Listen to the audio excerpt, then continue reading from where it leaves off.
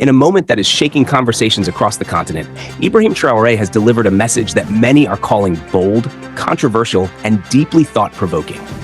Standing firm in his military uniform, speaking with conviction, he said something that is now echoing across Africa and beyond. Africa must stop begging. We have gold, oil, land, and people, but we still act poor. This must change. This is not just a statement. It is a challenge. It is a wake-up call. And it is raising serious questions about the future of Africa. Before we go deeper into this powerful message, take a moment right now. Like this video if you believe Africa has what it takes to succeed. Subscribe for more powerful African stories and real conversations, and drop a comment below. Do you agree with Traoré, or do you think the problem is deeper? The image you are seeing is more than just a photo. It captures a moment where a leader decided to speak boldly, without fear and without apology. Ibrahim Traoré, the young leader of Burkina Faso, stood before the public and delivered words that many leaders hesitate to say. His message was simple, but powerful. Africa is rich, Africa is blessed, Africa is capable, yet Africa still struggles. This contradiction is what he is challenging. Behind him, you can see soldiers standing still, focused, disciplined. The environment is serious. There is no entertainment here, no distraction. Just a message that is meant to be heard, understood, and acted upon. It feels like a turning point, or at least the beginning of a conversation that cannot be ignored anymore. When Traoré says Africa must stop begging, he is not just talking about money. He is talking about mindset. For many years, African countries have depended on foreign aid, loans, and support from outside nations. Sometimes this support is necessary. Sometimes it helps during difficult times. But over time, it can also create a system where dependence becomes normal. And when dependence becomes normal, growth slows down. He is asking a hard but important question. Why should a continent that is so rich in resources still depend so much on others? Why should a place filled with natural wealth still struggle with poverty? Why should people who have so much potential still feel limited?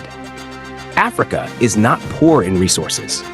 It has gold, oil, diamonds, fertile land, and one of the youngest populations in the world. These are not small advantages. These are powerful tools for growth and development. But tools are only useful when they are used the right way. One of the biggest issues is how resources are handled. Many African countries export raw materials instead of finished products. This means they sell cheap and buy expensive. For example, cocoa is grown in Africa, exported to other countries, processed into chocolate, and then sold back at a higher price. The same pattern exists with oil, minerals, and many other resources. This cycle keeps Africa in a weak position economically. Traoré is saying this must change. Africa must begin to process its own resources, build its own industries, and create value within the continent. This is how real wealth is built. Then comes the part of his statement that many people find uncomfortable. He said, "We still act poor." This is not about insulting people. It is about challenging a mindset. Acting poor does not mean having nothing. It means thinking in a way that limits growth. It can mean not believing in your own ability. It can mean waiting for help instead of taking action. It can mean choosing foreign products over local ones, even when local options exist. It can mean accepting bad leadership and corruption without demanding change. Mindset is powerful. The way people think shapes the way they act, and the way they act shapes the future they create. If a continent believes it is weak, it will behave in a weak way.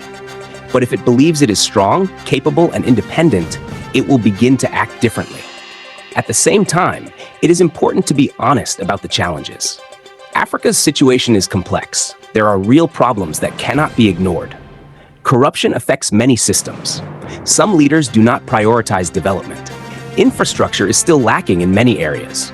There are issues of political instability, external influence, and debt. These challenges are real, and they require serious solutions. So when Traoré speaks, reactions are mixed. Some people strongly agree with him. They say he is speaking the truth. They believe Africa needs more leaders who are bold and honest. They feel inspired by his words. Others are more cautious. They say the situation is more complicated. They believe that words alone are not enough, and that real change requires action, planning, and consistency. Both sides are important, because change is not just about speaking. It is about doing. It is about building systems that work. It is about creating opportunities for people. It is about making decisions that benefit the future, not just the present. To understand the weight of this message, it helps to understand the man behind it. Ibrahim Traoré is one of the youngest leaders in the world. His rise to power in Burkina Faso brought attention not just to his country, but to his ideas. He is seen by many as bold, fearless, and different from traditional leaders. He speaks directly. He does not hide his opinions, and that is why people are paying attention. Across Africa and beyond, his message is spreading quickly. On social media, people are discussing, debating, agreeing, and disagreeing. Some say this is the kind of thinking Africa needs right now. Others say it is only one part of a much bigger picture. But whether people agree or not, one thing is clear. The conversation has started. If Africa must truly move forward, several things need to change. There must be a focus on adding value to resources. Instead of exporting raw materials, countries should process them locally. This creates jobs, increases income, and strengthens the economy. Leadership must improve. Leaders must be accountable, transparent, and focused on development. Education must be strengthened so that young people have the skills needed to build industries and innovate. Unity is also important. African countries must work together, support each other, and create systems that benefit the continent as a whole. Local investment is another key factor. Africans must believe in investing in their own economies. Supporting local businesses, creating local solutions, and building local systems can make a huge difference over time. This message is not just for leaders. It is for everyone. Every individual has a role to play. Change does not happen overnight. It starts with small actions. It starts with a shift in thinking. It starts with a decision to do things differently. Imagine an Africa where resources are fully utilized, where industries are strong, where young people have opportunities, and where dependence is reduced. This is not an impossible dream. It is a goal that can be achieved with the right mindset and the right actions.